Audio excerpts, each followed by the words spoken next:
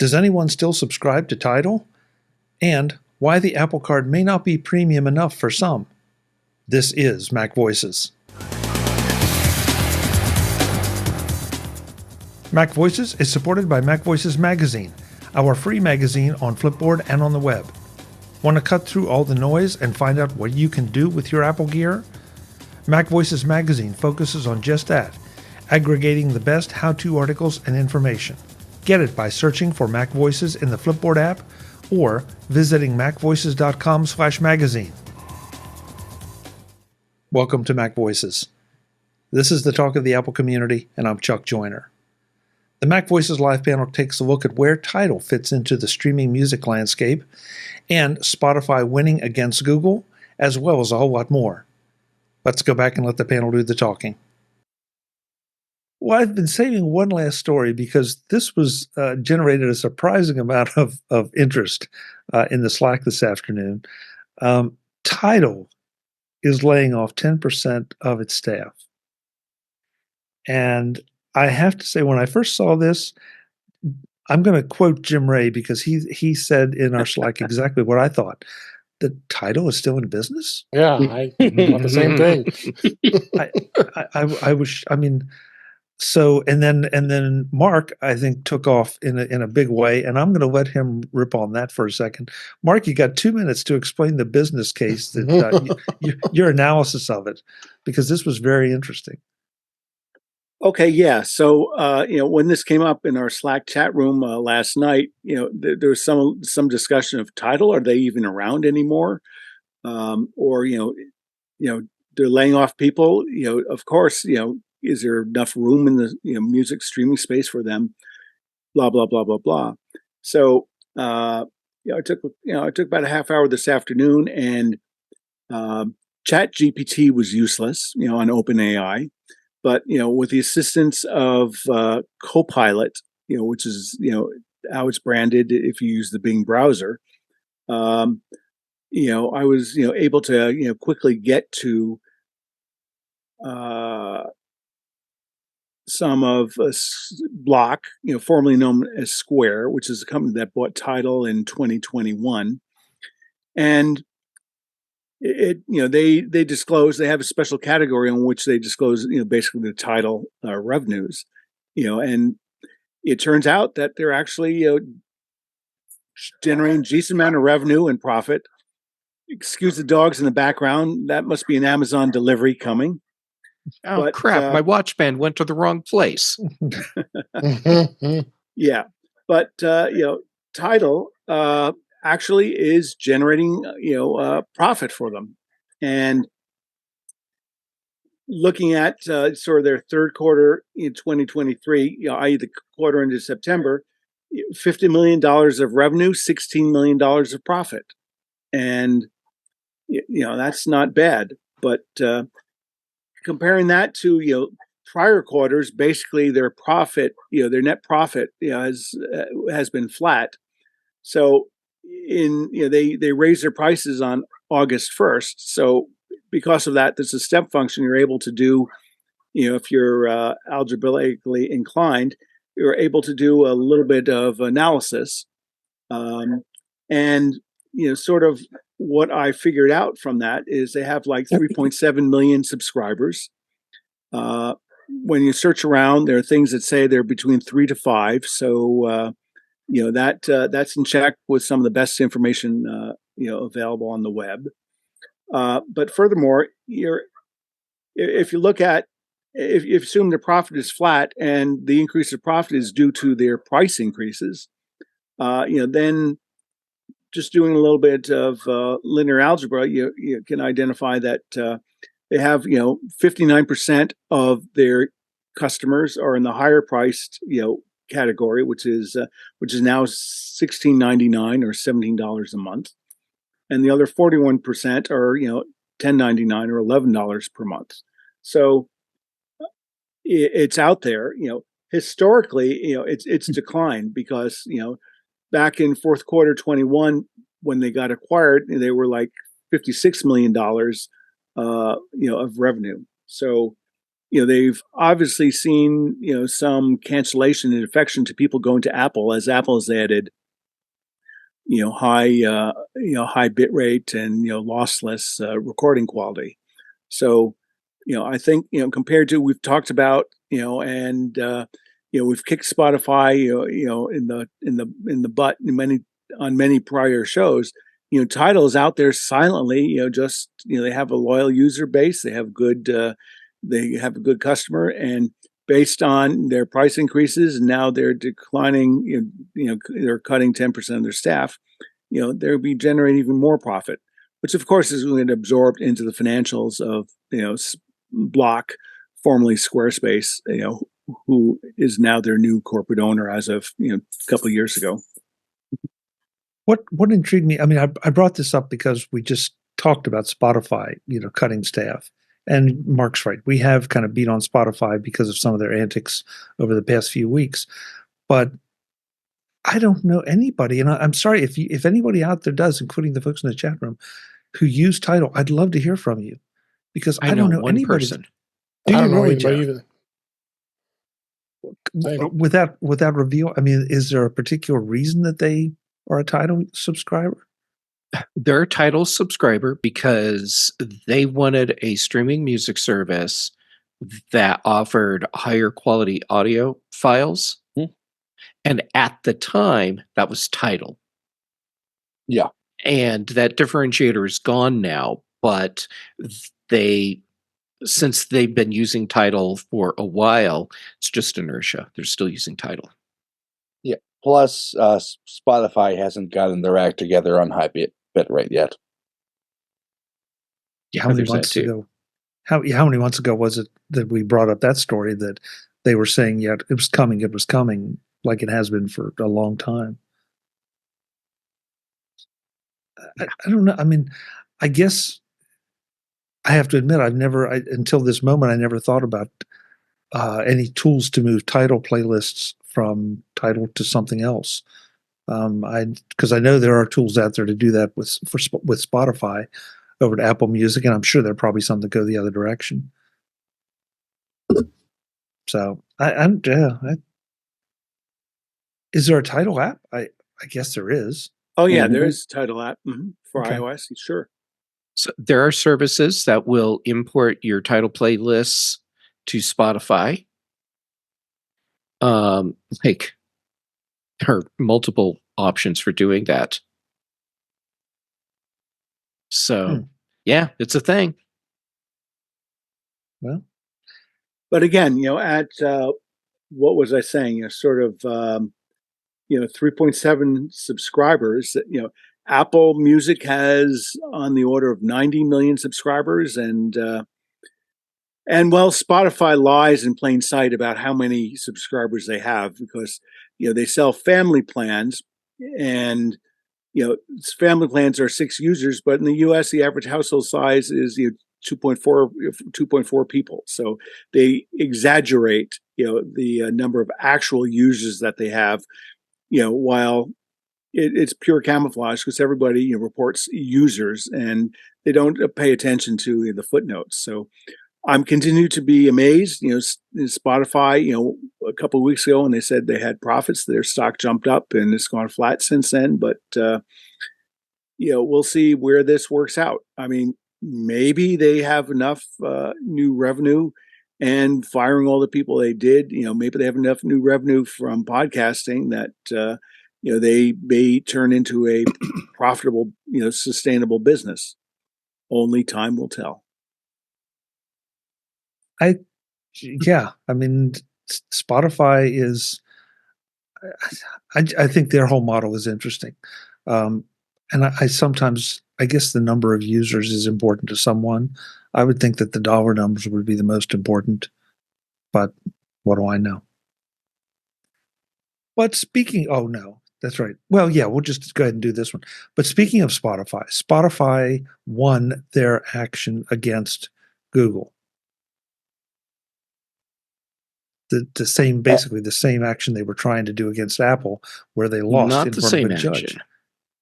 Not the same action? I thought it was the same. They went in about okay, the Google thing, on the surface, it's the same thing. The actual complaint that they were fighting over, not the same thing. This was about special price deals that Google was giving to preferred vendors, which is not the fight they were having with Apple. So it'll be interesting to see how this plays out. But since Apple wasn't doing or as far as we know, this preferred price deal thing with very specific developers or vendors, it's probably not going to have a real impact on anything that relates to Apple. So this is a Google specific thing. So Jeff, I must admit I haven't really paid much attention to the case, their case against Google. But from what you're saying, let me replay it to test if I understood you correctly. What you're saying is that their case, basically, their cause of action was, hey, we're being treated unfairly because we can't get these terms where Google provides special deals to other people on their platform. And contrasted with Apple, it's everybody has to play by the Apple rules, but and they lost that case. And against the Google case, you're saying they won because Google was unevenly, didn't have a universal standard, and they were giving beneficial treatment to some developers and not to Spotify. That's a nice summary right there. Well done. Mm-hmm. But I'm just throwing something here into the chats about it. But also, Chuck, I'm sorry, I just jumped right in on you on that. No. I'm glad you clarified it, Jeff, because I had not dug that deeply into it. The thing that got my attention was that Tim Sweeney and his. I'm sorry, I said Spotify. I meant to say Epic. Excuse me. Mm-hmm. We all knew what you meant. Yeah. Yeah, I was wondering if it was Google just lost to everybody this week. Yeah. Sorry. Yes, and I think I let in improperly too, because they all just seem like the same thing. But Tim Sweeney was saying, well, the only reason that we didn't prevail against Apple was because they didn't write everything down like Google did. Well, maybe if they had used the same tactic. What a stupid comment! What a stupid comment. Well, he couldn't help himself. The other thing, though, that I saw that was interesting was that this was in front of a jury, whereas Apple's was in front of a judge. So take that for what it's worth. Yeah, I don't know if that's a relevant factor for the outcome, only because they were using a different tactic in each case, and yeah. So would they be able to convince a jury that that they were being treated unfairly by Apple? I don't know. I mean, if you go by, or if you assume that your jury goes strictly by the judge's orders for how they have to evaluate the case, then it's likely the jury would have ruled the same or come back with the same verdict that the judge did. But of course, we'll never know because it didn't happen. Right. Yeah. Right. Well, and plus, Ben, sorry, go. Plus, looking at some of the stuff that was released from the case as far as the evidence goes, some Google executives made some very poor choices when it comes to saying things out loud. I know that feeling. Well, there's this little thing about being under oath, Ben, that encourages that kind of thing. Yeah, there's that too. I sometimes wonder especially with some of the legal arguments, because so many of the things Apple always seems to defend on a fairly technical basis and a very legal basis. And it makes me wonder if a judge appreciates those and understands those arguments better than a lay jury could. Taking nothing away from any of the jurors, didn't mean that. But, sometimes juries can get emotionally carried away as opposed to following the letter of the law. Yeah, East Texas. Did I name any jurisdictions? Last thing for the evening, just because we have, it was such a hot topic last week and it'll continue to be a hot topic, but apparently Amex feels that that Apple Card is not maybe premium enough for them. According to Should have put chamfered edges on that card. Yeah. Yeah. This just amused me. It's Maybe this means they think they're not going to get the account. That's sour grapes? No. It's cost. It's cost. No, I think just snide jokes apart. I think that part of I think this is a serious concern. Because I think part of the reason Goldman Sachs probably ran into difficulty is not having enough experience in the consumer credit industry and doing everything in house. They probably issued a lot of credit cards to people who are uncreditworthy, and American Express has always been focused on the most creditworthy and the people at the highest end of the credit spectrum. So I suspect that is part of the problem, is that there may be a lot of people out there. They have an Apple. They bought a 2-year-old Apple phone so that they can show that they have an Apple and just stereotypes and imagination aside. I imagine there's a lot of people in the Apple user base who are not as creditworthy, as American Express would want. And is that 5 or 10% of the user base, or 50 or 60 or 70 or 43 or 37? None of us are privy to that information. But the fact that that story is out there, obviously somebody at Amex is talking to somebody, and it's leaking out into the media and being reported. Mark, I'm going to go out on a limb and say that 70% of Apple customers do not have bad credit ratings. I would disagree with you, Jim, because I think you're talking about the historical Apple customer and not the millions of new Apple customers, who have come in, through iPhone. Do you think a majority of iPhone buyers have bad credit ratings? I'm not saying that. I'm saying they don't have a credit rating sufficient for American Express to want them as customers. Mm-hmm. So Jim, I'm not sure either one of you are asking are asking the right question. Isn't the right question the Apple cardholders, not Apple customers or iPhone owners? Right. Apple cardholders could be anybody, right? So Chuck, you're right. I'm using sort of Apple, as a proxy, and it's too broad a term, for the people actually are holding Apple Card. Yeah, I think it's almost fair to say that all Apple Card users would be iPhone users, but even that's not guaranteed. But that percentage has to be pretty high.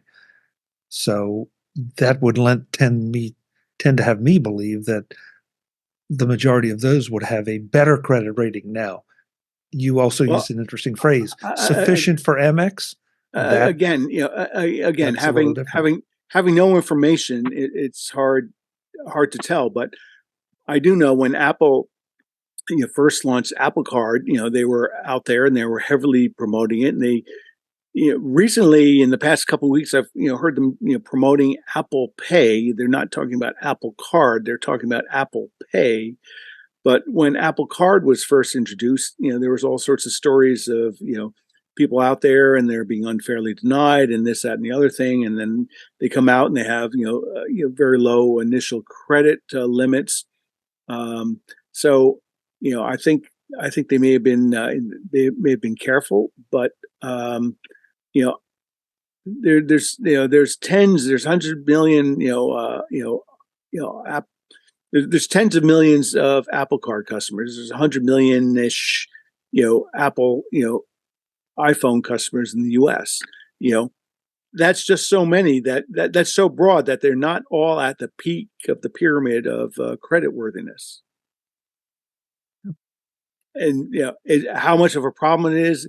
This is the thing. We just don't know any of the data. You get all these little leaks and news and things reported, but I think for a company like American Express, which traditionally has catered their service to basically business and higher income people, and they recently, I think in the past, was it 15 years or so, went from being you pay us on time or you're deadbeat to actually extending credit loan or consumer credit to people who don't pay off their statement in full. I think they're very, very, very particular, and they have a much tighter aperture than some of the other credit card companies. But again. All we know is, Apple's getting a divorce, and we don't know who they're going to rebound to. Yeah, I'm going to give Webb Bixby the last word because he's in the chat room. He says, "I still like Barclays PLC over Citibank due to the international exposure," and I don't think that's a bad bet, Webb. No. But like with everything, we'll see. Guys, thank you. Great discussions. We got through a lot of topics tonight. Some were just little ones, but I definitely felt like we wanted to follow up on them because a lot of them are stories that we have talked about at length in previous shows. Let's go around the room, let folks know where they can find you, and then we'll take off. So I'm going to flip it around. Since Guy was the last one in, I'll let him be the first one out. Oh, Guy, my. Guy, yeah, you can find me over on Counter Social and Mastodon.social as Mac Parrot, as well as over there on the X's. I do the mymac.com podcast with Gaz and have been for way too many years, and I care to remember. And if you check out the mymac.com podcast, you'll find out that there are tech shows out there that just don't seem to talk that much about tech. Thank you. Mark Fuccio, where can folks connect with you? LinkedIn or at X, FKA, Twitter at MARKFUCCIO. Great. Thanks for being here, Mark. Mr. Ray, glad you were able to join us and everything's under control. Where can folks connect with you? Well, let's see. The recording of this won't come out for a while, right? So I'm going to give a different place because you're going to be able to find my software at the Artisanal Software Festival, or Winterfest, starting on December 21st. So that's artisanalsoftwarefestival.com. I'll put the link in our chat if Chuck wants to include it. So I'm not sure there's going to be a bunch of cool software programs in there. They mostly offer 25% discounts. So that's going to be on for like 3 weeks starting then. So you can check me out there. You can also find me on Mastodon at ProviewJim@techhub.social. Excellent. Thank you, Jim. Jeff Gamet, thank you for being here. And we'll be looking forward to your cameo appearance anytime. Where can folks, $150, Chuck? Just put it on my tab. Where can folks find you? Well, when I'm not making cameos for Chuck, on the social medias, I'm Jay Gamet, Mastodon, Instagram, and Threads. That's where I'm doing most of my stuff right now. Then for shows, well, here, which is always a blast. So thank you, Chuck. Then Thursdays on In Touch with iOS, Dave's show. Dave, thanks for letting me join you on that. That's always fun.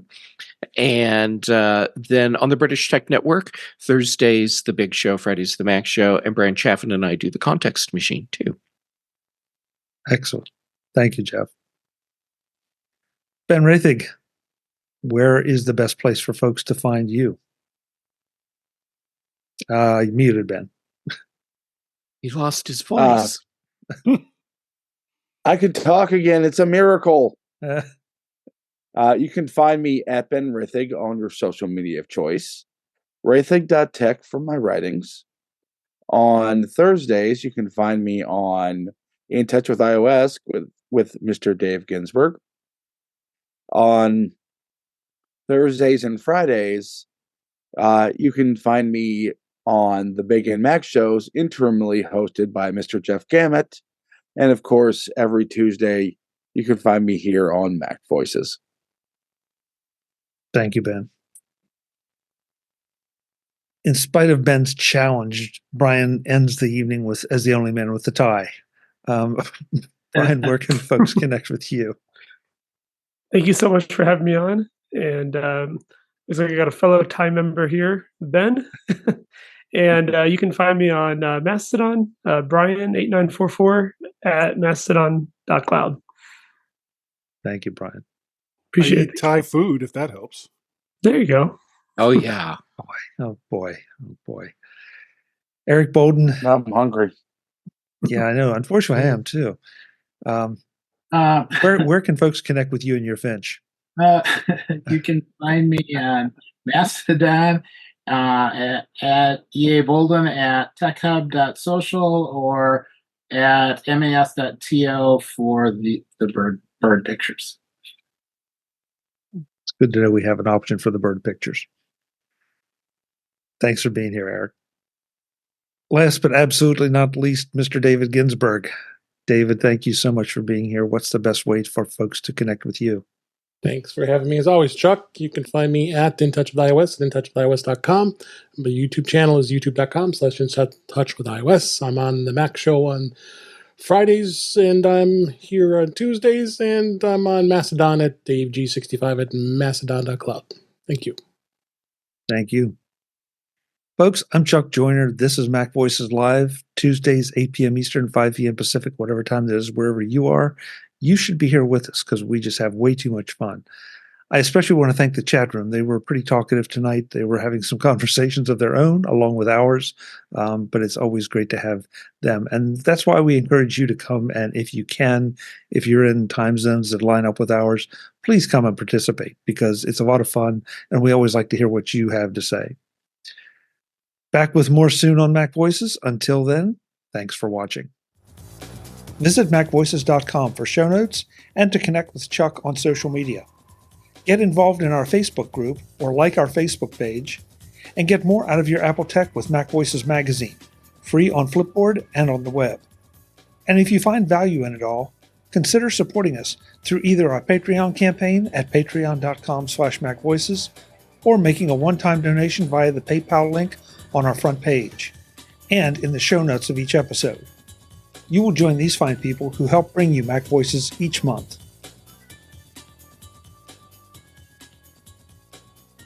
Advertising handled by Backbeat Media at backbeatmedia.com. Bandwidth provided by CashFly at cashfly.com.